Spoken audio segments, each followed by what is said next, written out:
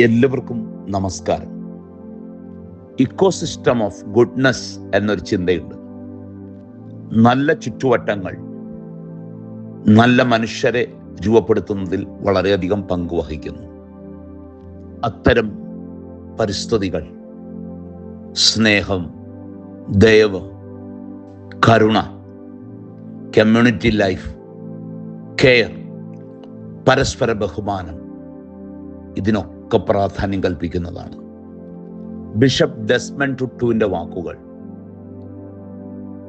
Ecosystem of goodness emphasis our inherent need for togetherness, goodness and compassion എന്നാണ്.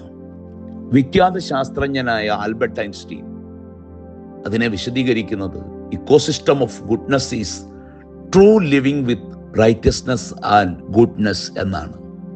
നന്മയിലും നീതിയിലും അധിഷ്ഠിതമായ ഒരു പരിസ്ഥിതി ഒരു നല്ല മനുഷ്യനെ രൂപപ്പെടുത്തുന്നതിൽ നല്ല പങ്ക് വഹിക്കുന്നുണ്ട്.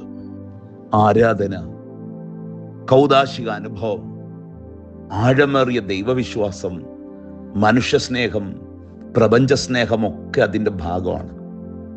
നന്മയുടെ ഒരു പരിതസ്ഥിതി രൂപപ്പെടുത്താൻ നമ്മുടെ വീടുകൾക്ക് കഴിയുന്നുണ്ടോ? നമ്മുടെ ഇടവകകൾക്ക് സാധ്യമാകുന്നുണ്ടോ? നമ്മുടെ സമൂഹത്തിന് കഴിയുന്നുണ്ടോ? ഒരു പൂവ് സുഗന്ധം പരത്തുന്നത് പോലെ നന്മയുടെ സുഗന്ധം പരത്താനുള്ളതാണ് നമ്മുടെ ജീവിതം. നമ്മുടെയൊക്കെ വീടിൻ്റെ നടുവിൽ വളരുന്ന ഓരോ കുട്ടിയും നന്മയുടെ വ്യത്യസ്ത ഭാവങ്ങൾ പരിശീലിക്കേണ്ട ഇടമാണ് നമ്മുടെ ഭവനങ്ങൾ.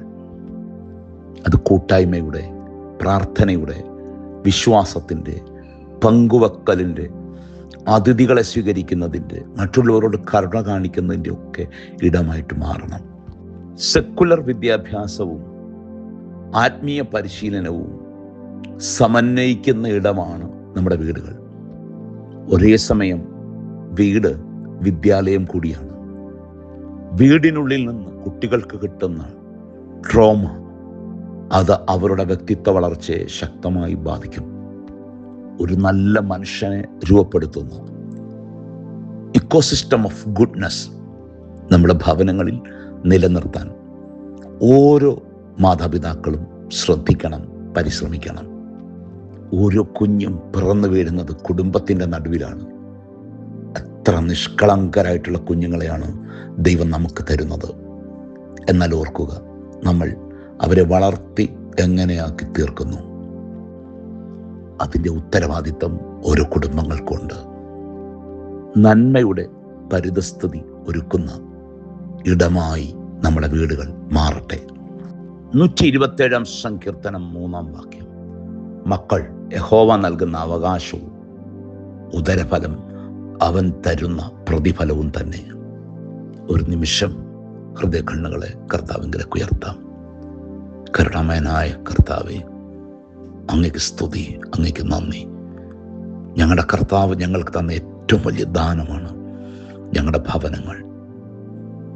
അവയെ കളകൾ കയറാത്തൊരു പൂന്തോപ്പായി പരിരക്ഷിക്കുവാൻ, നന്മയുടെ ആവാസ ഇടമായി അവ തീരുവാൻ അവിടുത്തെ കൃപ ഞങ്ങളെ പൊതിയണമേ.